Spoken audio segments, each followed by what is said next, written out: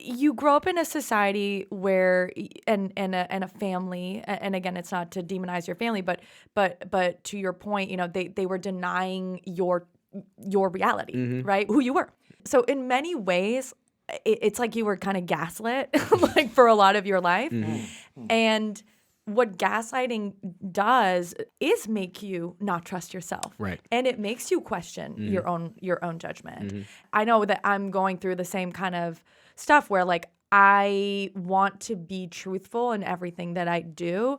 And I realized that like for a lot of my life, I didn't even know that I was lying. That's the thing. I didn't even know that I was uncomfortable. Yes. And so, yeah, how do you get to know yourself? Where do you start?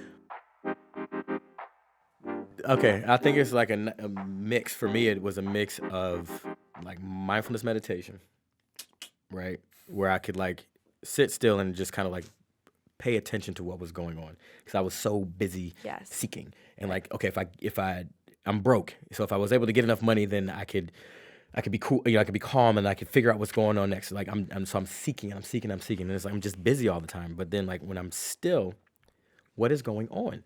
And so it's like I'm still, and there's all these thoughts, and if I could recognize that these are just thoughts, I don't have to go with every thought. These thoughts are causing emotions in me that I'm like locking up all the time. And like, because I could be sitting in my house, nothing is happening, and I'm having a strong emotion. So I'm like, I'm thinking. Okay, what am I thinking that's causing the things? Can I look at my thoughts? So meditation taught me like, you can look at it. And now you can look at it, and you don't have to analyze it. You just, that's what's going on up there. And then you can take a look at like, how is that making you feel? I was like, oh, it's making me feel like this. Okay, so those are your feelings. All right, cool.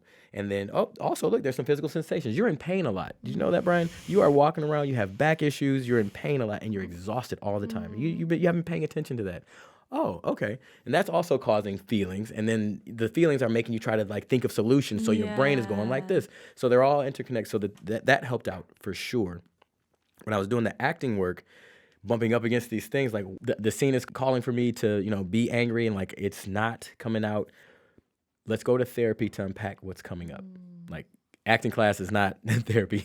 Let's not make that your therapy session. Go see somebody and talk to like somebody on an individual level. Let's unpack this in a safe space, right? So I started going to therapy as well to sort of start to navigate the things that were coming up because of class. And then journaling about what's coming up. And, I kept a journal for a long time, and I didn't realize that was part of my process, but like it was to like just sort of deal with what's going on. So therapy, meditation, journaling, my work as an artist was sort of helping me bring all these truths to the beginning. And then I would have to say, and I didn't recognize it until later on, but my relationship with my wife has also really helped me like come to understand like who I am and like see these areas in which I need to develop, because she taught me how to like receive love. I didn't realize that I didn't know how to receive love. That like one of my systems of like defense and like safety mechanism was like everybody who loves me is going to ask me to give up something important. And I don't want to, and I feel so much shame about not wanting to give up this thing that clearly is so important to them. And they just, and like, I don't trust it. I don't trust it, So even though it's like, she's one of the most loving people like I've ever met, which is probably why like we ended up together, because I needed somebody who's just like forking over love. And it's like, there was a woman who was like, yeah. And then it's like, what are you going to ask me for? What are you asking me for? What's the cost of this? And so like we were fighting each other on an invisible like level. Where she's going like, let me in. And I was like, you better get the hell out of here. And I don't want that. And I'm like, well, don't come back. Like, this battle between her desire as, my spouse to be, number one in my life. And I was like, no one can ever be number one in my life. Like, don't ask me for that. Wow. I'm going to have to volunteer that, but you can never ask me for that. And like having to navigate it, having to deal with that. Well, you're saying this to your wife.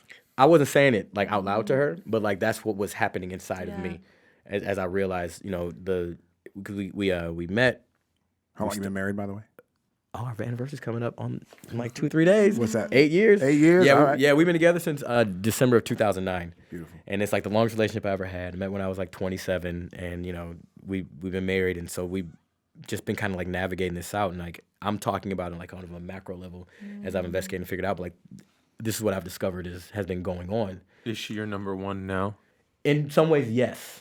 In some ways, yes. And it's like it comes from me as opposed to like I'm choosing it as opposed to like the expectation is like when you get married, you put the wife, and I'm like,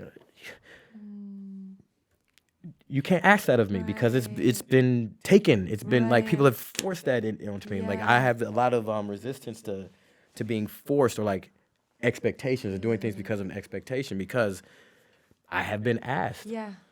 Like Well, connection for you was betrayal. It needed you to betray yourself in order to connect. Yeah, and then I thought that was true, and then I would try it as the people pleaser that I am. I was like, well, this is going to work, and if I give up, and it's like I hate this, I hate it, I hate it, and I hate it, I hate it. I love you, but I hate this. And I got to reconcile this. I have no idea how. And so the therapy, the acting work, and then like our work, our relationship work, I think it sort of helped me see like that's what's going on. And then like her giving like because she like truly loves me and like is unconditional about it, like knowing that let me reveal that, and then like still being honest about her experience on the receiving end of it because clearly that doesn't feel good, and her having to set her boundaries on like, hey, this is what I need from you and this is what we're going to tolerate, and like we're going to work through this together and find like solutions that work. But it's like knowing that this is what's going on to me and how we're going to work through this. Yeah.